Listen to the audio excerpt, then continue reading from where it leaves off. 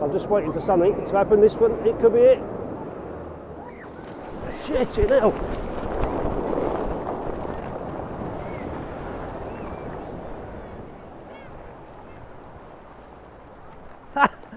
I thought I'd lost my GoPro again. Jeez, good luck these things are waterproof. That was a big one. It's totally covered me. I'm wet again. I don't believe it.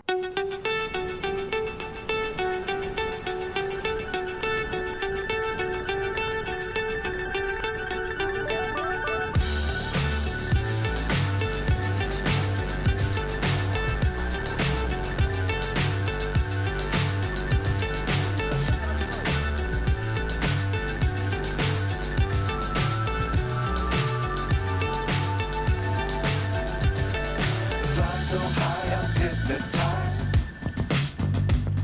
What's up is down, what's left is right. Chasing stars and holding you. I can't see the end, but we'll see it through.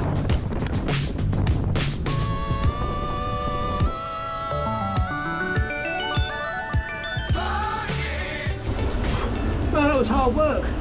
I've only come down here with 24 rolls frames of FP4, so I can go back later in the darkroom. I just envisioned some nice beachy shots, you know, with this high tide and these strong winds, but man, my GoPro was blowing everywhere, I was blowing everywhere, I'm getting wet. And even though I've got supposedly waterproof Adidas hiking boots or shoes on, it doesn't cover for water coming up towards your knees.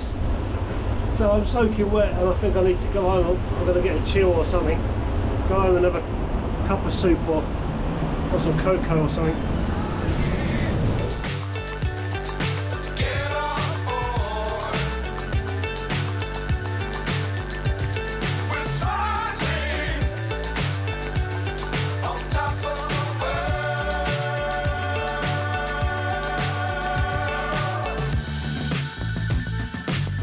Times don't fly too high. Be sure to keep the ground in sight. Fly forever if you keep it tight. Love the world and keep the sky on your mind.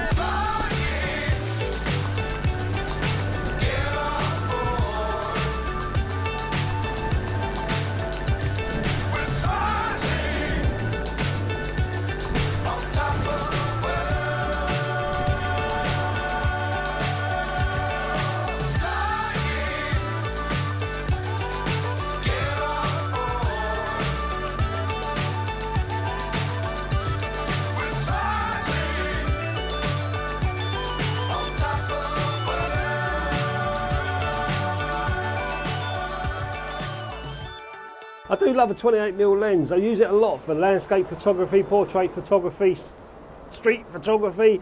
I think a 28mm lens is wonderful. It just seems to, if you get the right composition, bring everything that closer. You know, if you're really close to something on a 28mm wide lens, it brings that whole thing into the print or the picture, and then everything else sort of falls off towards the background. I'll show you what I mean. The last couple of days I've been coming down the beach. We've had some really high tides and some strong winds. So the last couple of days I've been coming down with an FM3A. I shot a roll of Ilford FP4, and I've also been shooting some Street Candy 100, MTN 100 film, which I think is Orvo UN54, a film which is fantastic and quite hard to get hold of. I'll put links in the descriptions to this film. So I've been shooting this camera, and I also bought out digital Leica Q2, monochrome Q2 as well, which has got a 28mm lens, and I was shooting that as well. I'll show you some of the shots I took, and with the FP4 I pushed it to 400, so nearly 2 stops I pushed that film because it was quite a dull day and I wanted to get some banging contrast, but it didn't work out too well for me. It was very windy, the GoPro was going everywhere, I was going everywhere, and I was also getting wet. So I checked the tides again the next day, around about the same time as high tide again, and I went to a different beach. This time it wasn't as windy, but I still got some nice results. So what I did on that second shoot is I shot what I wanted to shoot out of the film, and then I got back and cut the film out of the camera, developed what I'd shot, and I put the rest of the film back in the camera in the dark. I've only probably wasted a couple of frames by doing that.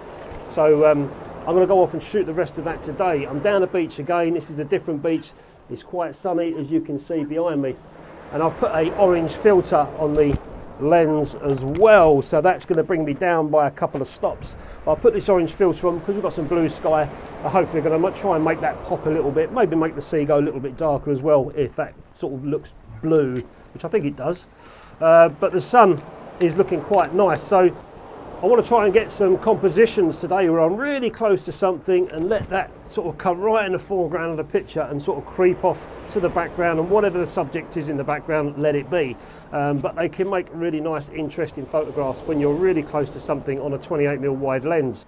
Now, some of the sharp-eyed viewers might have noticed on that FP4 I had a little problem. There was a scratch going right down the centre of the film.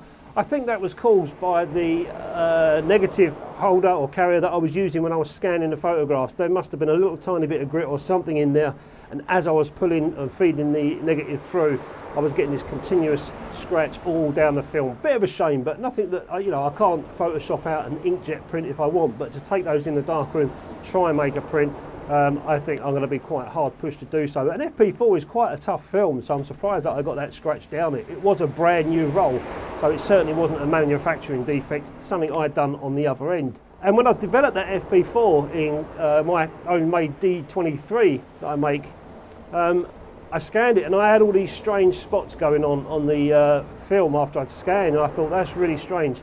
I'd seen it a couple of times before and I'd put it down to a bad batch of D23 or something. As I was looking closer at the negatives and the scans, I had a chat with James Lane and also Peter Elgar as well. And Peter hit the nail on the head. He went, try rewashing the film rods. He said, it looks like something going on there. So I did. In fact, I didn't rewash the film. I just cleaned the negatives with alcohol. And they come out okay, it was all cleared. So somewhere along the way, it must have been hard water or something on the wash that had happened when the negatives dried. So if you ever get that sort of thing, give the film a little rewash, or clean the negatives, and you might be surprised. Hopefully it's nothing stuck in the emulsion. This was on the gloss side and I got away with it, so I rescanned the negatives and showed you guys just a moment ago on the video. Let's go and find some compositions.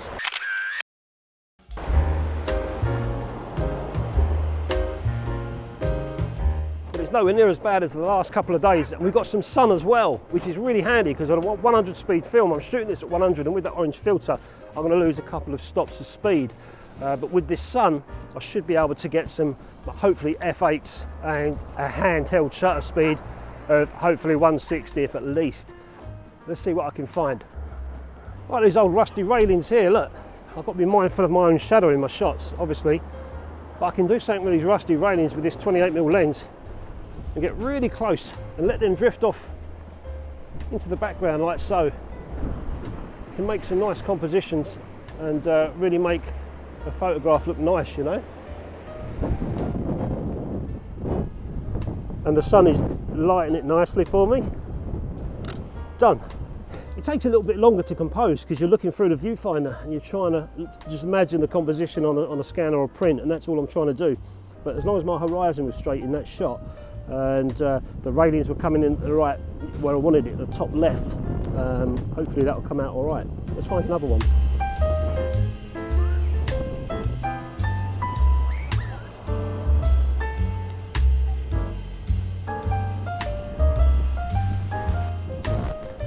Look at the way the water's just starting to wisp up on this dark sand, and there's a little tiny log. I won't go forward because I don't want my footsteps there. There you go, look at that. And the sun is lighting it lovely as well. Whoa! Calm down. That was a big one. I've got to take my chances, the log's gone. That is coming in actually quite fast. Okay, put the GoPro away, I'll show you the picture.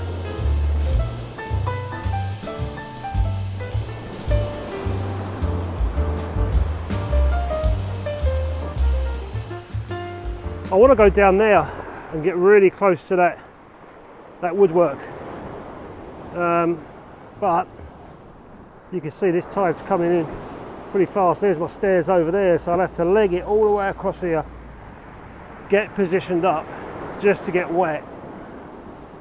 I could do it, but I don't want to get this camera full of sea salt. I'm going for it. I figured this is a dry spot here, come another way. But the light is lovely on that wood. You can see it's coming right up to the wall nearly. Shit, I better be quick. Oh my God. about here I can get a shot, but I reckon that there's going to be a wave that's coming right up. You can see these sands are quite dry. I'll put the GoPro down, see if I can get the shot.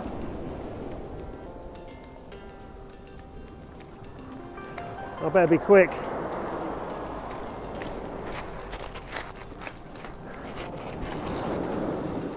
Uh-oh. Oh, that next one looks big. Oh shit. I've got one in. Yeah, it's on it.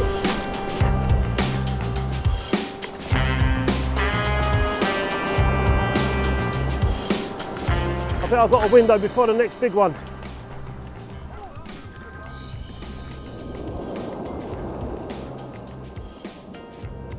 Nice stones, wait for the water to go back. Ah, gonna make this.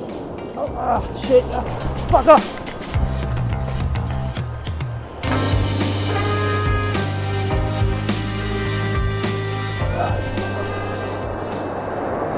Please, stay away for a moment of time. This is nice. Oh, there's a dog. Hello, mate. Oh, go away. What are you doing? I'm watching your shot, Basil.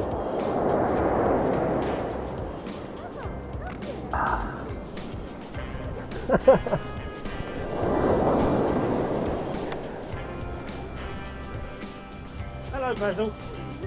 Hello. Basil. Is that hello? Hello. He does. Bye-bye. That was nuts. How many comments am I going to get? People saying, "Where wellies? Where are your welly boots?" I don't even have a pair of welly boots. I didn't think the tide was going to... I knew it was in, but I didn't know it would be that strong today. So this is a place I generally like to be, as you guys know, after a shoot, is in my darkroom, looking at the negatives, seeing if I can make any prints. Sometimes the prints come out really nice, I'll put them on my Etsy page. Other times I'm happy with them personally myself, but I wouldn't sell them, so I keep those prints in a box for me to, you know, review on years to come down the line or whatever. In fact, some of those prints I've even framed indoors because they're not as bad as I thought. It's just getting too picky. But I'm in the darkroom and I've chosen negative at the moment to print, which is the one where I was lying down where that dog was coming over to me, where that little tiny log was. And it's going to be a little bit tricky because the log and the shadow are quite dark because it was quite bright sun. So I might have to do a little tiny bit of dodging on that.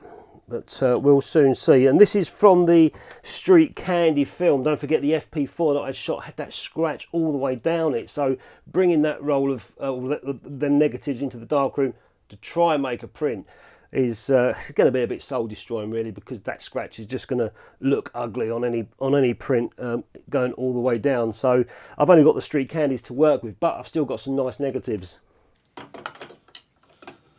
So I've got the negative now and the enlarger projected onto the baseboard, and you can see that log there, all that white, that's going to be black when I print it. So definitely going to need to do a bit of dodging around there, but first I need to do some test strips to see how long and where I need to go. I've also had to reposition or realign the negative because the horizon wasn't that straight when I took the shot. Laying down in that position was quite awkward, and I managed to just send the horizon a little bit wonky. So under the enlarger I've just had to reposition a little tiny bit. So I kind of like the photograph that I took of that little stray log sitting on the beach where I went up close to it. Unfortunately the horizon wasn't that straight, so I had to do a little tiny bit of straightening up under the enlarger with the easel.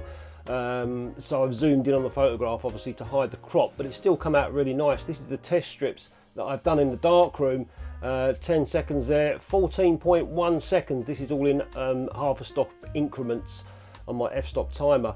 So I gathered 14.1 seconds was looking the best, so I put another test strip over the log because that's where we want to be looking at 14.1 seconds, and as I suspected it went dark. So I did another one at 14.1 seconds and then just used this dodge tool, and I just did this throughout the whole 14.1 seconds, so that part of the log didn't really get all of that light. And now you can see I've got detail in the log, so I'm pretty good to go with the print. Unfortunately I've got a little tiny mark here on the negative here and here, You can just see it there, and something else on the log, but that's not going to bother me at all. So you can just about see the log on the easel there when I'm shining light through the negative onto the baseboard. You can see it's quite bright, which means it's going to be dark when it's a negative. So I'm just bringing the aperture down to 5.6. I've got 2.5 grade filter underneath the enlarger. Usually on seascapes I like to use a Pyro, 510 Pyro, but because I was doing not only seascapes, I was pulling out buildings and stuff and brickworks, I went with the D23 for my development.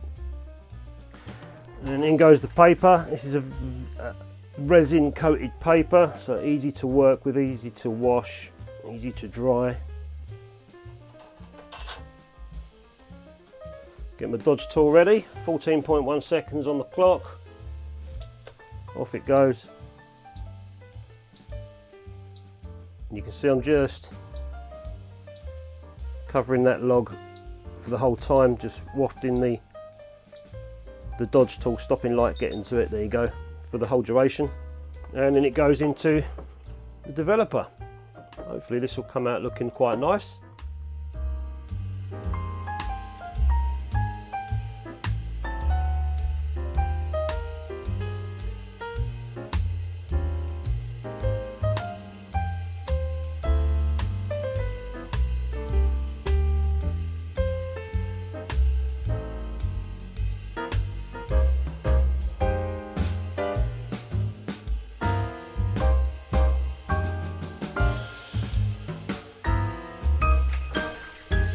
And there it is there, so I can just see the detail now in the log as I'm washing the print. And I've straightened that horizon out as well. That one's come out quite nice.